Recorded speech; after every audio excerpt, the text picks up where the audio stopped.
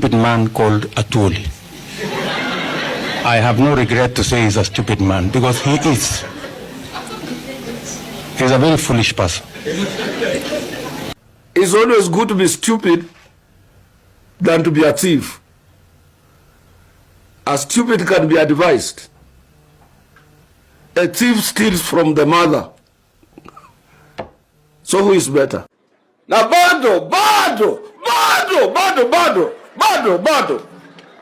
Shanzi sana.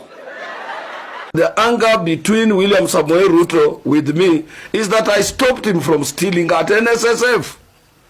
Simple. Sasa Mungu ni nani? Si mimi nimekuwa rais? My friend, sikuchelewa. 2 weeks nikaita Atuoli hebu kuja.